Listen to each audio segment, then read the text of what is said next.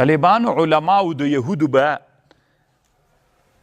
حق پټاو، تورات کې ډېرې خبرې به وي طالبانو، خو د علماو ته به د عامو خلکو چې دهقانان ولو میږې به یې څرولې، دوی به طالبانو کال کې خپلو علماو ته پیسې ورکولې او د مننه به یې کوله چې تاسې د مونږ دین راته ساتلی ده.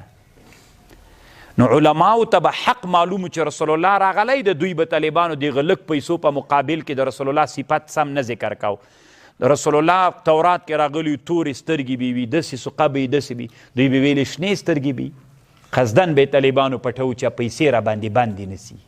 نو الله د طالبانو موږ د یهودو د علماو غوندې نه کوي، ممکن داسې شته طالبانو کله حق ورته معلوم وي طالبانو چې دا جایز نه ده، خو د ده پکې ګټې نه ترې نه تېرېږي. د موږ ټول حنفي فقه تر دې نه ډکه د طالبانو چې په عشر باندې امامت نه صحیح کېږي.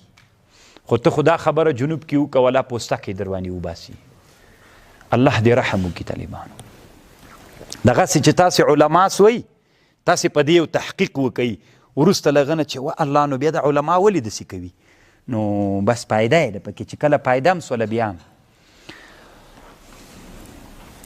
نو طالبانو په تعلیم د قرآن باندې روح المانی وی اجره جایز ده. له دې آیات نه چې څوک استدلال کوي هغه صحیح نه ده.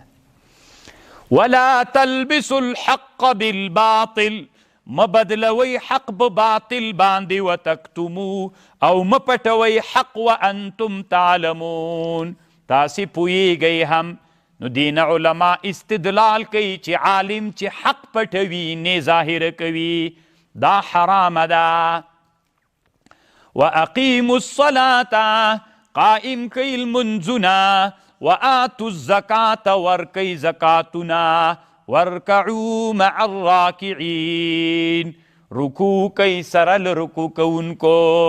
دا خطاب یهودو ته طالبانو. نو دې نه معلومیږي علما وایي چې کافران مکلف بالفروع دي. پرون مې یوه خبره وکړه، کافران مکلف بالفروع دي که نه دي؟ دې آیات نه علما استدلال کوي ځکه دا خطاب خو یهودو ته و.